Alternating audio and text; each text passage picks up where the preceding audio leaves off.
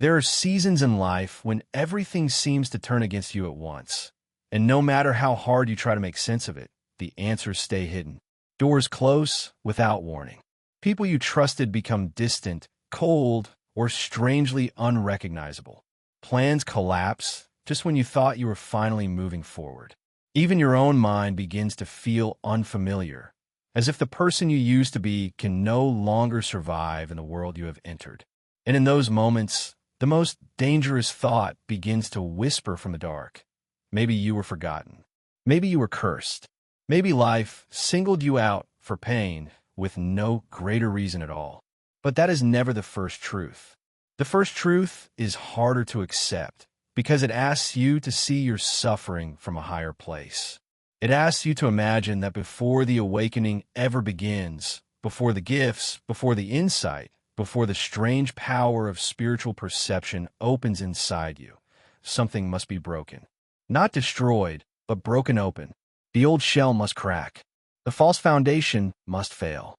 The identity built from comfort, approval, routine, and borrowed beliefs must be shaken until it can no longer hold your soul in place. What feels like punishment is often the beginning of separation. Most people live inside patterns they never question. They follow inherited fears, inherited desires, inherited definitions of success, and they call that life. They move from one distraction to another, one performance to another, never stopping long enough to ask who is really living through them. They accept the visible world as the only world. They measure truth by what can be touched, counted, praised, or displayed. And because of that, they remain asleep even while appearing awake. Their lives may look stable. Their path may look smooth. But smoothness is not always a blessing. Sometimes it is sedation. You were not given sedation. You were given friction. That is why your path began with a wound. Not because you were weaker than others, but because something in you was always meant to become conscious. And consciousness does not arrive gently for those marked to carry it deeply. It arrives like a storm in a sealed room. It arrives by tearing holes in the fabric of ordinary certainty. It arrives by forcing questions that comfortable people spend their entire lives avoiding. Who am I without the roles I play? What remains when what I relied on disappears? Why do I feel pulled towards something I cannot name, even while everything around me tells me to go back to sleep? These are not casual questions. These are threshold questions, and they rarely appear in the mind of someone who has not been pressed by life into silence, confusion, grief, or solitude. Pain has a terrible way of stripping the world of its decorations. It removes the easy explanations. It burns through the rehearsed answers. It leaves you standing face to face with what is real, or at least with the terrifying need to find what is real. That is why the wound comes before the calling. Because without the wound, you might never have listened. There are some souls who only begin to see when the lights of the ordinary world go out. This is one of the oldest hidden patterns in spiritual philosophy. The one who is meant to remember cannot remain fully hypnotized by the surface of things. So life begins to disappoint them at the surface. It does not do this out of cruelty, but out of fierce intelligence. It lets them discover, again and again, that what the world promises cannot hold the weight of the soul. Recognition fades. Relationships fail. Achievements lose their taste. Pleasures that once distracted no longer satisfy. What others call enough begins to feel strangely empty to you, and that emptiness becomes its own kind of suffering. You start to realize you are hungry for something deeper, but you do not yet know what that deeper thing is. So you call it longing. You call it loneliness. You call it being different. Sometimes you call it brokenness. Yet hidden inside that brokenness is the first sign. Because the chosen one is rarely the one who fit in too easily. Rarely the one who moved through life without contradiction. Rarely the one whose soul was perfectly at home in the systems, values, and illusions of the age. More often, it is the one who felt out of place before they had language for why. The one who sensed meaning beneath appearances. The one who suffered not only from events, but from the unbearable tension of feeling that reality was larger than what everyone else seemed willing to admit. This creates a particular kind of pain, a pain not just of loss, but of exile, as if some secret part of you remembers a different order of existence, but cannot yet return to it. That feeling is not madness. It is memory without form. And this is where the struggle becomes sacred, though it does not feel sacred while you are inside it. When your life begins to split apart, when the image you built of yourself starts to fail, when the people around you no longer seem able to understand what is happening to you, the soul is being pulled out of imitation and back toward essence. Everything false has to become unstable. Everything borrowed has to loosen its grip. Everything that allowed you to live half awake must begin to fall away. This is why the early path of awakening often feels like loss after loss after loss. Not because you are being emptied for nothing, but because space is being made. A vessel already full of noise cannot receive a voice from the deeper worlds. And the deeper worlds do not shout. They wait. They watch. They let the outer life run its course until the soul is finally desperate enough to listen inward. That is when the wound changes function. It is no longer just pain. It becomes an opening. It becomes the place where illusion could not fully harden. It becomes the crack through which a greater intelligence begins to enter. You may not notice it at first. It appears quietly, a strange sense that your life has a pattern, even if you cannot yet read it. A feeling that certain events, however painful, were not meaningless. A subtle awareness that what broke you also separated you from a trance that once seemed normal. And separation is lonely before it becomes liberating. At first, it feels as though life has taken something from you that others still possess. Their certainty, their belonging, their simplicity. They seem able to move through the world without questioning every hidden layer beneath it. They seem untouched by the deeper ache that follows you everywhere. But there comes a moment, usually after enough suffering has burned through your resistance, when you begin to understand that what they still possess is also what keeps them bound. The sleep you envied is the sleep you were never meant to keep. The comfort you lost was too small for the life written into your soul.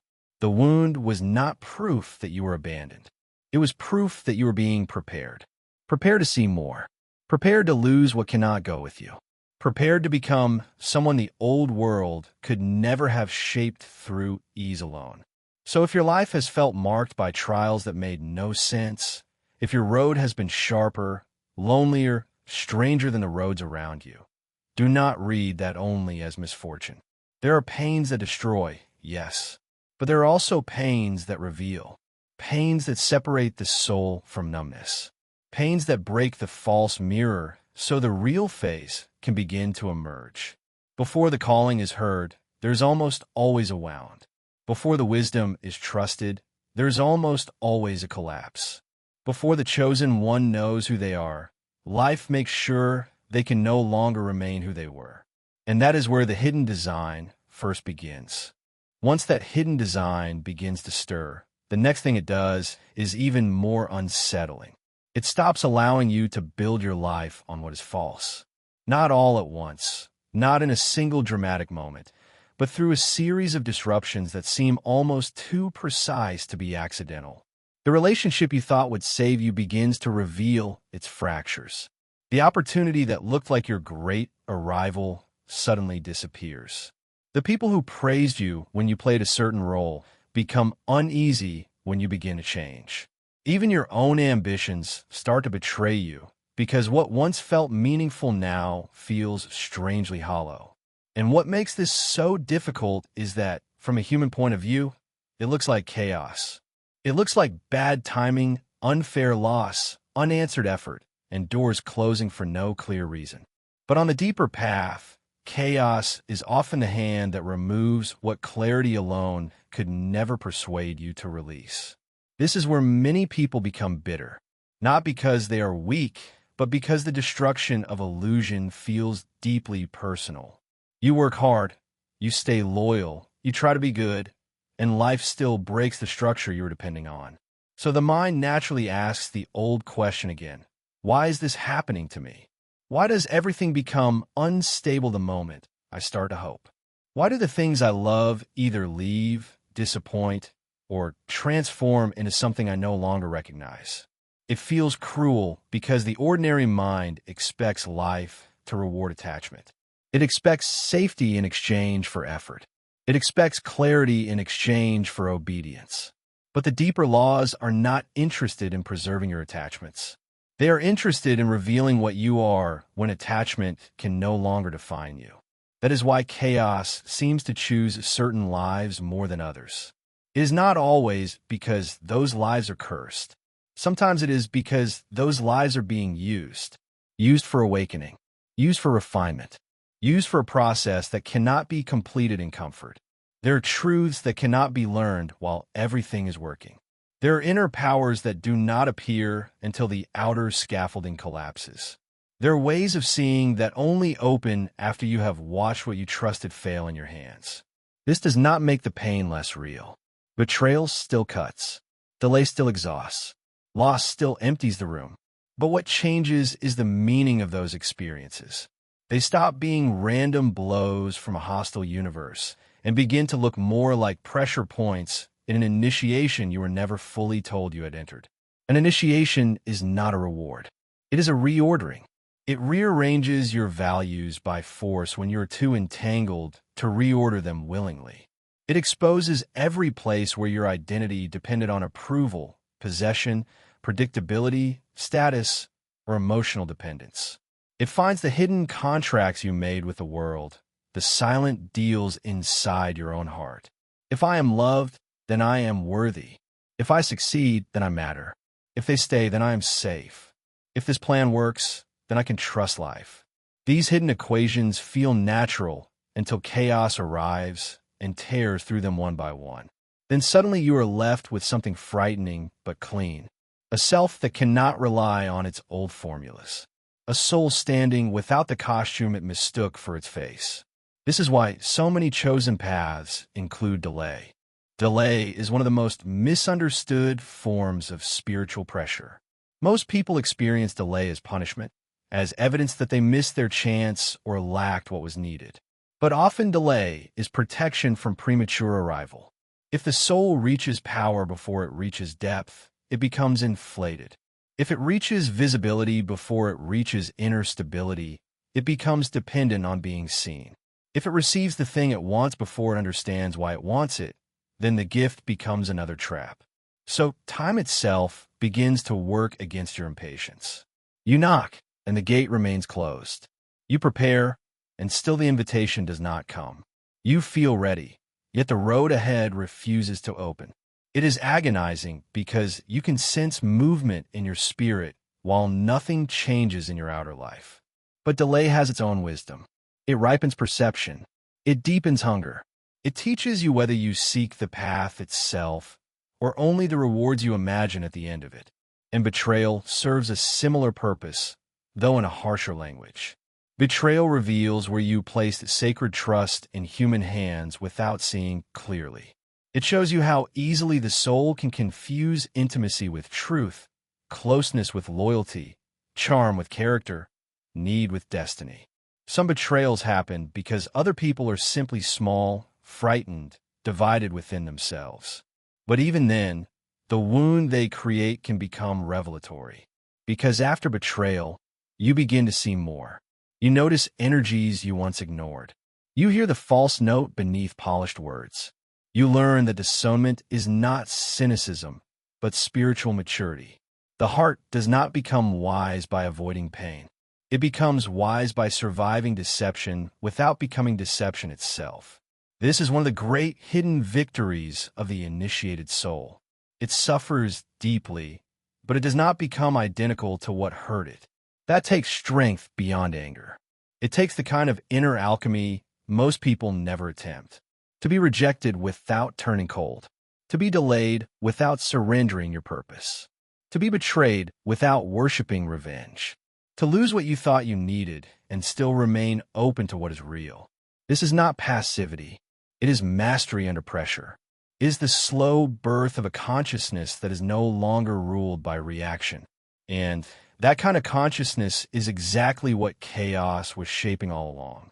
Because the deeper truth is this: chaos did not enter your life merely to take things from you. It entered to expose what could not survive the frequency of your becoming. Some people are allowed to remain small because smallness is all they ask of life. But when a soul is carrying a larger design, the false supports around it begin to fail. Not because the soul is hated, but because it is claimed by a path that asks for more truth, more awareness, more inner authority. A path like that cannot be built on self-deception. It cannot be carried by borrowed identities. It cannot move forward while you're still trying to preserve every attachment that kept you ordinary. So life begins to choose for you what you were too afraid to choose for yourself. It removes the circle that flattered you but did not know you. It dissolves the dream that was built from ego rather than essence. It frustrates the timeline that would have delivered you to an immature version of your own destiny. And yes, from below, that still looks like ruin. But from above, it looks like precision. Every collapse has been narrowing the path. Every disappointment has been clarifying desire. Every season where nothing worked has been training you to stop leaning on what can disappear. That is why, after enough chaos, something strange starts to happen. You become less shocked by loss, less hypnotized by appearances, less willing to call every closed door tragedy. A harder, quieter strength begins to form in you. Not the strength of someone who controls everything, but the strength of someone who has stopped demanding that life make sense of the surface before they trust the deeper current moving underneath it. This is where your power first begins to show itself, though it may not look like power in the ordinary sense. It looks like endurance without numbness, clarity without bitterness, patience without surrender, the ability to keep walking when nothing around you confirms the road, the ability to remain inwardly intact while outer forms break apart, the ability to feel the pain fully and still refuse to reduce your life to the pain. That kind of power cannot be taught in comfort. It has to be uncovered in the middle of confusion, in the exact place where the old self would have collapsed into resentment, fear, or permanent self-doubt. Chaos chose your path because your path required a stronger architecture than ease could ever build. It had to test your center. It had to strip your dependencies. It had to make sure that when the time came for greater responsibility, greater sight, greater spiritual weight, you would not carry it with a fragile soul. So what looked like delay was often training. What looked like betrayal was often revelation. What looked like chaos was often the hidden intelligence of the path, refusing to let you arrive unchanged. And once you begin to see that, your suffering takes on a different shape. It is no longer only the story of what happened to you. It becomes the story of what was being made within you while everything else was falling away. And when you have lived through enough of that breaking, enough of that stripping, enough nights where the outer world offered no explanation for what your soul was enduring, a deeper question finally rises. Not just why did this happen, but what law was moving through it? What hidden order could possibly exist inside pain that felt so personal, so sharp, so unfair? This is where the old wisdom becomes necessary, because the ordinary mind can only read suffering as interruption. It sees pain as a mistake in the pattern. But the current of higher teaching has always suggested something far stranger and far more unsettling. It says that suffering is not always a sign that the pattern is broken. Sometimes it is the pattern revealing itself. This is where the presence of Thoth enters like a lamp in a sealed chamber. Not as comfort in the sentimental sense, and not as the promise that everything painful will suddenly become sweet, but as intelligence. Ancient, disciplined, piercing intelligence. In the esoteric tradition, Thoth is not merely a god of writing or knowledge. He is the keeper of measure, the one who records, weighs, aligns, and reveals the structures hidden beneath confusion. He stands at the place where chaos becomes readable. He represents the principle that the universe is not random noise, but ordered vibration, layered law, a living architecture in which every distortion carries consequence and every realignment demands friction. In that light, your suffering begins to look different, not smaller, not imaginary, but more exact. Because from this higher view, pain is often what happens when the soul is forced into contact with truth before the personality is ready to accept it. That contact can take many forms. Sometimes truth arrives as loss. You thought a thing would complete you, and it was removed. Sometimes it arrives as exposure. You believed you were one kind of person until life revealed another layer beneath the mask. Sometimes it arrives as repetition. The same wound returns in different clothes until you stop calling it bad luck and begin reading it as a message. The ordinary self hates repetition because repetition destroys the fantasy of innocence.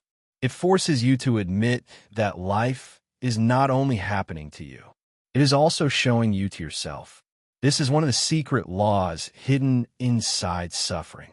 Whatever remains unseen within you will eventually be externalized around you, not as punishment, but as revelation. The fear you refuse to examine begins shaping your choices. The unworthiness you hide becomes the atmosphere of your relationships. The dependence you defend attracts situations that keep you unstable. The grief you bury hardens into distance, numbness, confusion, or anger. And because this process is mostly unconscious at first, it feels like fate is attacking you from outside. Yet the deeper teaching says otherwise. It says the outer world often becomes a mirror intense enough to show the soul what it could not see in silence. That is why pain can feel so precise. It touches the exact place where illusion lives.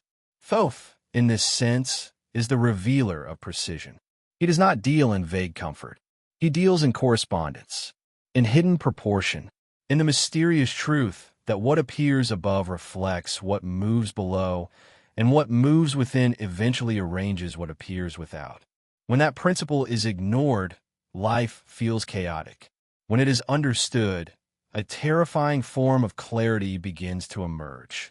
You begin to see that some of your greatest sufferings were linked to distortions you did not yet know how to name.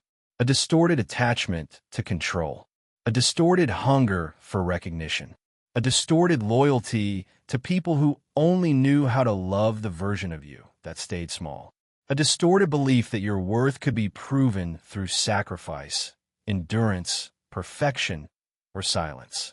Once these hidden distortions are exposed, suffering changes character. It is no longer just an enemy. It becomes a diagnostic instrument. That does not mean every pain was deserved. It does not mean cruelty from others was holy in itself. It does not mean injustice should be romanticized. Some wounds are the result of ignorance, violence, and deep human fragmentation. But even then, the law beneath the suffering is not erased. The event may be unjust, yet the soul still responds according to deeper principles. It can fragment further, or it can gather itself. It can build an identity around the wound, or it can use the wound as an entry into consciousness. It can repeat the same unconscious pattern, or it can turn pain into perception. This is where spiritual philosophy becomes intensely practical. The question is no longer, was this fair? The question becomes, what is this revealing, and who am I becoming through the way I meet it? That is sacred architecture. Not the event itself, but the pattern of transformation moving through it. The way suffering pressures the soul into shape. The way loss clears false altars. The way delay purifies desire. The way betrayal teaches discernment. The way loneliness drives the mind inward until it discovers a chamber of being untouched by applause or abandonment. None of this feels magnificent while it is happening. It feels like confusion, exhaustion, even annihilation. But years later, when enough distance allows true vision, you often discover that the moments you begged to escape were the moments that restructured your inner world at the deepest level. In the language of inner alchemy, suffering heats the metal. It brings hidden material to the surface. Impurities separate. Contradictions can no longer remain buried. The self you performed begins to crack, and the self that was buried under adaptation starts to breathe. This is why so many people become strangers to themselves after a hard season. They are not always broken in the final sense.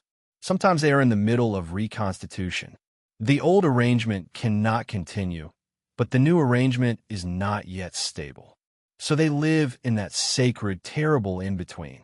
No longer who they were, not yet able to fully embody what they are becoming.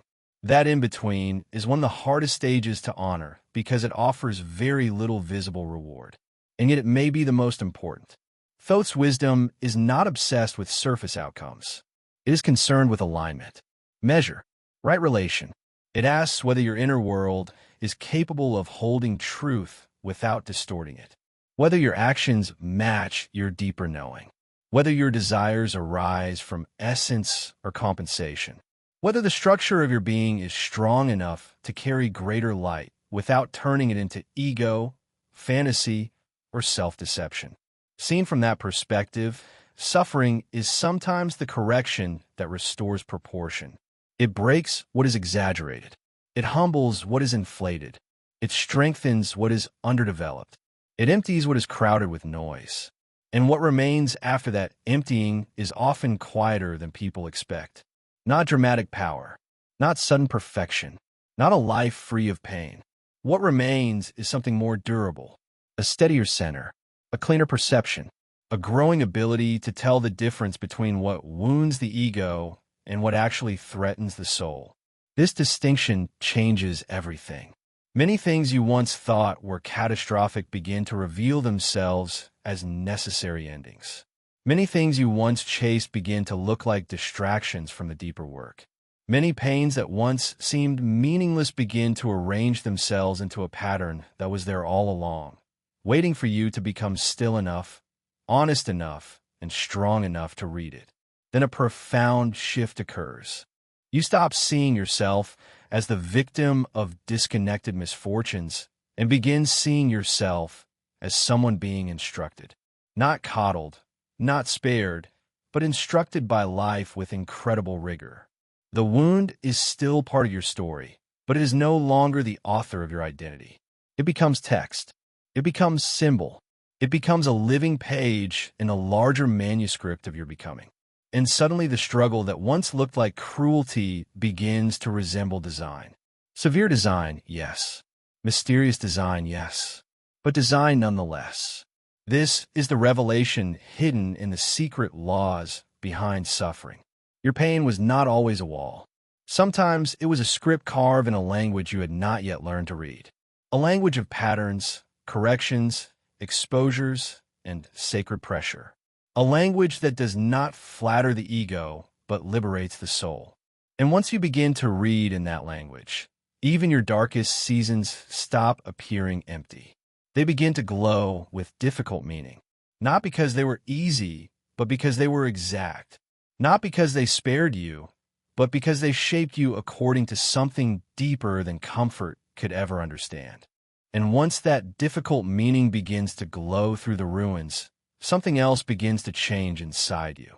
The old question starts losing its grip, not all at once, and not because pain suddenly becomes pleasant, but because you can no longer ask it in the same way.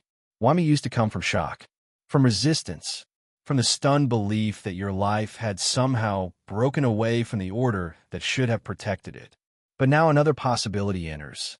What if this was not the collapse of order, but your introduction to it? What if the pattern was there from the beginning, and your suffering was not proof that you had fallen outside the plan, but proof that you were being brought into conscious contact with it? That is the turning point. That is when the chosen one begins to remember. Not remember in the ordinary sense, as if you were recalling a date or a name or some forgotten detail from the past. It is deeper than that.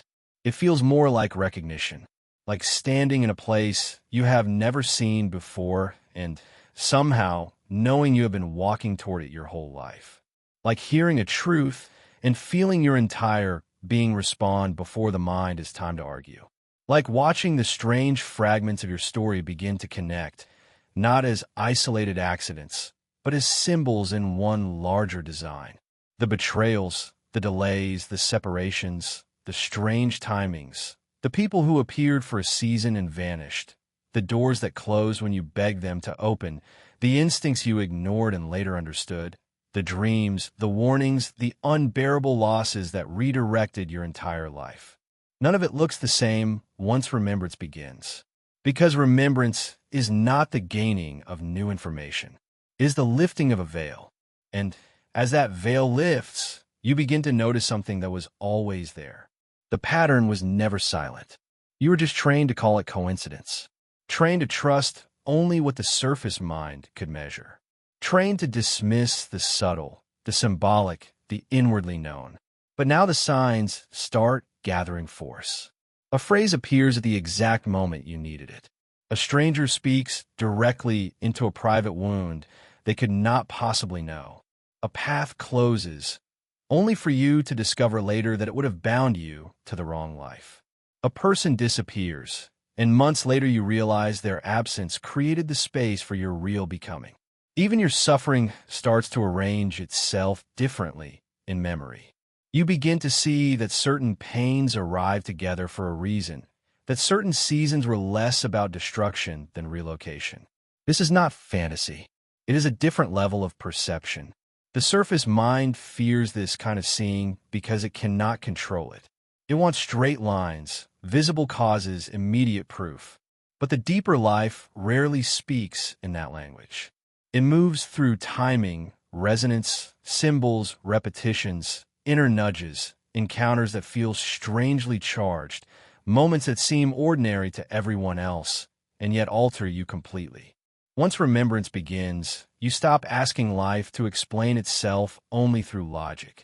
You start reading it the way one reads a sacred text, slowly, attentively, aware that meaning often hides beneath the literal event. And what you notice first is that nothing important in your life was ever merely random. Even the things that looked like mistakes begin to reveal a hidden intelligence. There were wrong turns that prevented worse destinies. There were unanswered prayers that protected you from smaller versions of yourself. There were seasons of silence that taught you to hear what noise had drowned out. There were times when you felt abandoned, only to realize later that you were being separated from people, places, or identities that could not accompany you into the next chamber of your life. The chosen one does not remember by escaping the past. The chosen one remembers by rereading it. This changes your relationship with pain in a profound way. You stop treating every wound as evidence against your path. You stop assuming that hardship means disfavor. You stop interpreting difficulty as a sign that you should turn back. Instead, you begin asking better questions. What is this moment trying to align in me? What is being shown, stripped, corrected, or awakened? Why did this arrive now? Why did that leave then? Why does this particular pattern keep returning until I finally face it without illusion? These questions do not make you passive. They make you conscious. They draw you out of self-pity and into participation. Life is no longer just something happening to you. It becomes something speaking with you if you're willing to listen. And listening is a discipline, because remembrance does not mean you become instantly certain. There are still dark hours. There are still seasons where the signs feel distant and the old fear returns. But even then, something fundamental has shifted. You no longer belong entirely to confusion. Some deeper part of you has seen too much to go fully blind again. You have felt the pattern close around events that once looked meaningless. You have watched hidden connections reveal themselves with almost frightening precision. You have learned that intuition is not weakness, that discernment is not paranoia, and that the soul often knows long before the personality can explain. So the inner posture changes. You begin moving with more reverence, more attention, more restraint. You do not throw your energy at every open door. You do not call every desired destiny. You do not let every moment of pain define the whole map. You wait. You observe. You sense.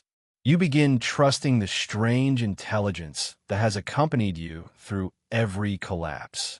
And in that trust, a new kind of strength appears. Not the loud strength of certainty performed for others, but a quieter strength. The strength of someone who has stopped needing every chapter to look favorable in order to believe the story is guided. This is where the signs become more legible. Not because the universe suddenly starts speaking louder, but because your life is no longer crowded with as much resistance. You see patterns in relationships sooner. You feel misalignment before it becomes disaster. You recognize the old temptations wearing new masks. You understand that repeated chaos around the same lesson is not bad luck, but unlearned truth. You start to notice how often the soul is warned before it is wounded, how often grace arrives disguised as interruption, how often what bruises the ego is actually rescuing the spirit. And with that comes a very humbling realization. The plan was never only about getting you where you wanted to go.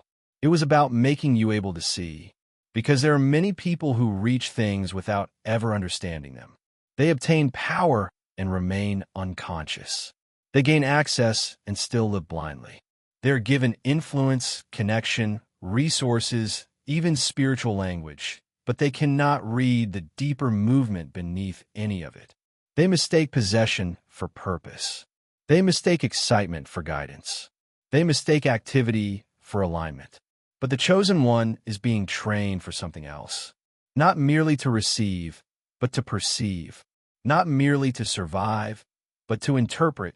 Not merely to move forward, but to move in harmony with what is actually being asked of the soul. That is why remembrance feels both magnificent and sobering. Magnificent because the world becomes alive again, charged with meaning, layered with intelligence, threaded through with signs you once would have ignored. Sobering because you realize how carefully you must now live. Once you have seen the pattern, you can no longer pretend not to see it. Once you know your life is guided, you can no longer justify every compromise as harmless. Once you recognize that struggle was part of the plan, you are no longer free to call yourself random. You are being spoken to all along. Through loss, through timing, through silence, through repetition, through the people who came as mirrors, the ones who came as catalysts, and the ones who came only to force a necessary ending. Through the ache that never let you settle for a false life. Through the inward pull toward something vast and difficult and luminous that you could feel long before you could name it. And now, at last, remembrance begins to do what no outer success ever could. It gathers the scattered pieces of your history into one living shape. It turns confusion into pattern, pain into language, exile into preparation. And once that happens, you cannot return to the old question. Not because every answer is now easy, but because you have outgrown the smallness of asking why me as if your story were an accident. The deeper question has finally arrived, and it carries a different kind of power. What exactly am I being prepared to become? And that is the question that changes everything, because once it takes hold, you stop standing in the ruins of your life like someone waiting to be rescued, and you begin standing there like someone being entrusted. The ground beneath you may still look scorched. The losses are still real. The scars have not vanished. But the center of your identity begins to shift. You're no longer only the one who suffered. You're no longer only the one who was delayed, rejected, misunderstood, or broken open by forces you could not control. A deeper self begins to rise, and that self understands something the wounded self could not yet hold.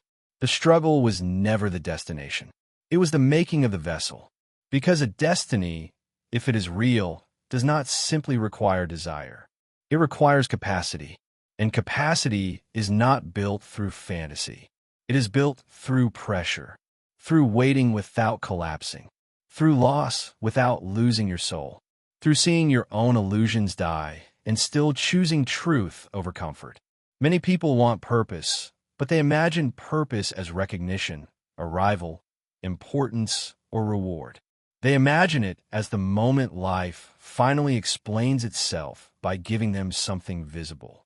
But true purpose is more demanding than that.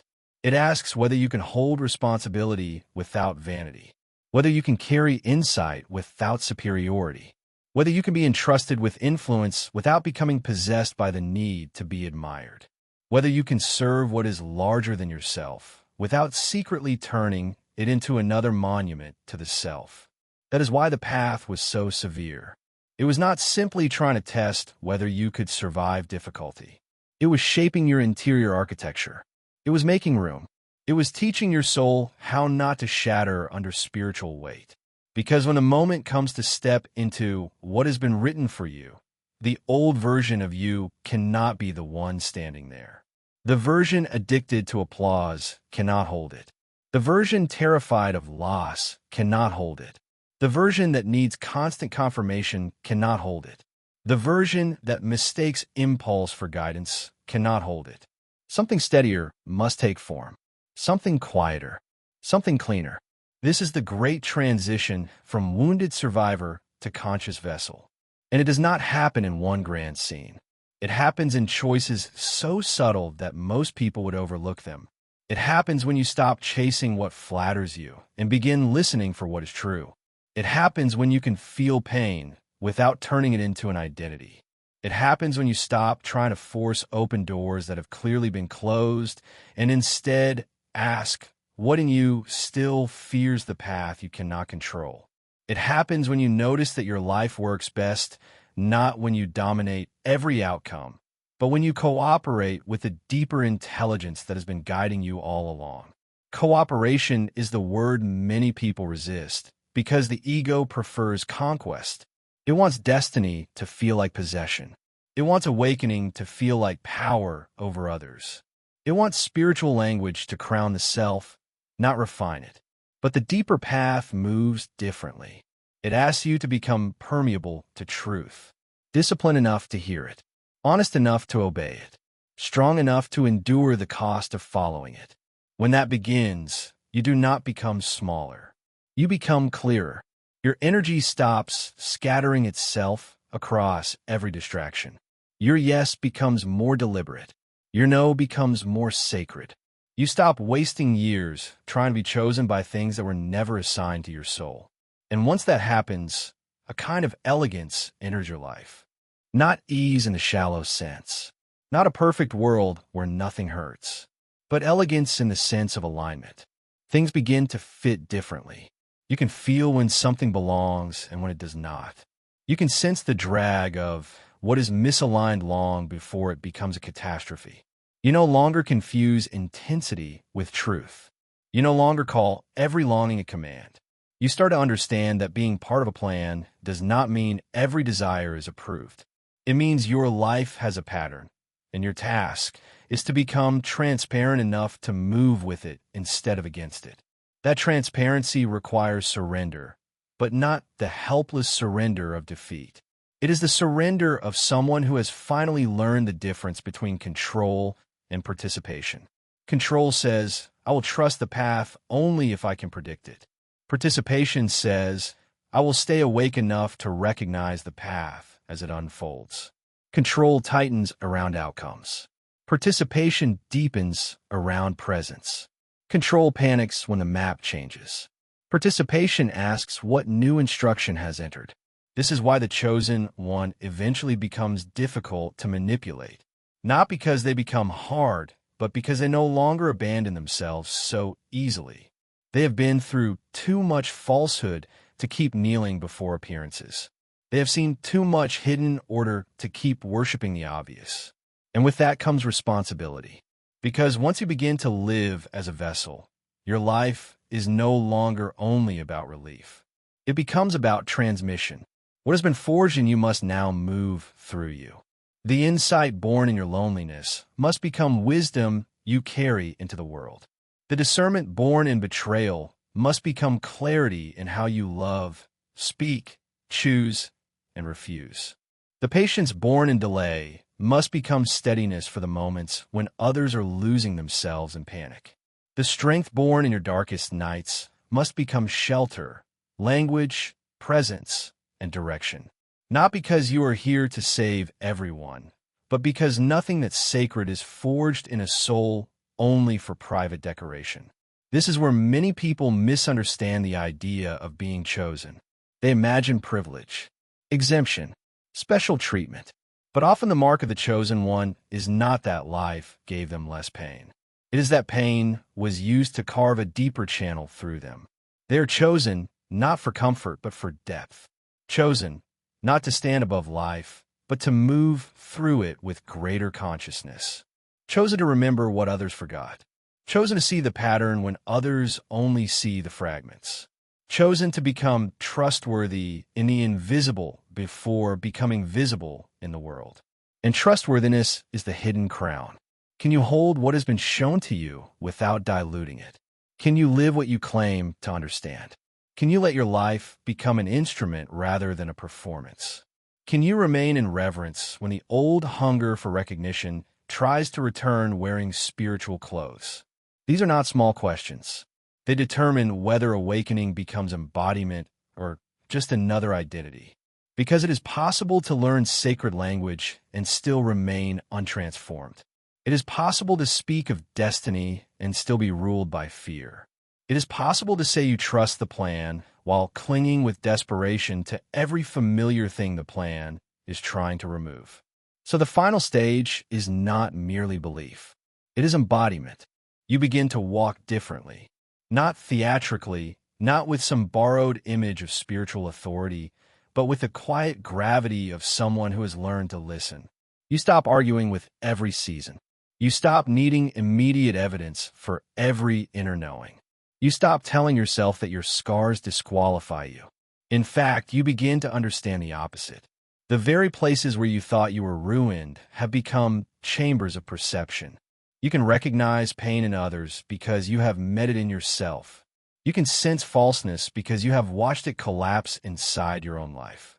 You can carry silence because you have survived the long intervals where silence was all you had. This is magnificence in its truest form. Not glitter, not spectacle, but a human being who has been broken and has become lucid. A human being who has suffered and has become deeper rather than crueler. A human being who has walked through confusion and come out with a more disciplined heart. That kind of person changes the field around them. They do not need to announce their transformation. It is felt in the restraint of their words, in the precision of their choices, in the strange calm they carry into moments that once would have shattered them, in the way they no longer run from mystery, but walk inside it with reverence. And maybe that is what your whole life was leading toward. Not a perfect ending, not a fantasy where every wound is erased, but a state of being in which the wound no longer rules the throne. A state in which your history becomes material for wisdom instead of chains for your identity. A state in which you can finally say, with full sobriety and full wonder, that what tried to undo you actually initiated you. That what looked like abandonment was often redirection. That what felt like chaos was training. That what broke your old life was making you able to inhabit the real one. Then the final fear loosens. The fear that you have suffered for nothing. Because now you can see that nothing essential was wasted. Not the tears, not the waiting, not the humiliations, not the nights where you thought you had reached the end of yourself. All of it entered the furnace. All of it became part of the shaping. All of it enlarged the vessel. And now, standing where you stand, you're not asked to understand every detail of the script before taking the next step. You're asked for something both simpler and more difficult. To become available. To become aligned. To let your life be used by what is greater than your fear. So breathe here for a moment and feel the weight of that. You are never being prepared only to survive your suffering. You are being prepared to carry something through it. A steadier mind, a cleaner sight, a deeper obedience to what is true, a soul less impressed by illusion and more devoted to essence. That is what the plan was after. Not merely your endurance, but your transformation into someone who can hold fire without worshiping destruction, someone who can hold wisdom without pretending to own it, someone who can walk through this world as both student and instrument of a design far older than the personality and far wiser than its fears. And if you still wonder whether the path is real, whether the struggle truly belong to something larger than pain, then look at what you have become in secret. Look at the discernment you did not have before. Look at the depth you never could have borrowed from a book. Look at the quiet strength that now stands where panic once ruled. Look at the way your soul has become less willing to lie just to remain comfortable. Those are not accidents. Those are signs of consecration. You are not here by mistake. You are not broken for entertainment. You are not delayed because the universe forgot your name. You are being written into shape. And now the invitation is no longer to ask why the road was hard. The invitation is to walk it consciously, to carry what it gave you with reverence, and to become, at last, the living vessel of the very plan your former self could only mistake for ruin. So let the old story end here. Let the story of random suffering, of meaningless delay, of unearned punishment fall away. Let the smaller interpretation die. In its place, let a greater truth stand. You are shaped by hidden hands. You are taught by invisible law. You were refined for alignment. And now, with all your scars still visible and all your depth hard-won, you can finally step forward not as someone merely trying to escape the darkness, but as someone who has learned how to carry light through it. Stay with that image as the noise softens. Not the image of a perfect person, untouched and shining from a distance, but the image of a real soul, tempered by fire, walking with steadiness into the next chapter. The world may still misunderstand you. Some doors may still close. Some answers may still arrive slowly. But you're no longer reading those things with the same frightened mind. You know now that delay can ripen, that silence can instruct, that endings can consecrate, that struggle can prepare. And because you know it, you no longer move like someone abandoned in a hostile universe. You move like someone entrusted with a mystery that lives in your scars, in your endurance, in your sharpened sight, in the strange mercy that was hidden inside every loss that forced you closer to what is real. Let that mystery settle into you. Let it become posture. Let it become memory. Let it become the way you rise tomorrow, the way you endure the next test, the way you meet the next unknown. You do not need to force grandeur. It is already there, woven through the path you survived. You do not need to invent meaning. It has been following you from the beginning. You do not need to become someone else. You need only become fully available to what your life has already been shaping. And when you do, the plan no longer feels like a theory. It feels like breath. It feels like presence. It feels like a silent hand at your back, not pushing, not dragging, but guiding. It feels like the deep, unshakable knowing that the struggle was never the end of your story. It was the anointing,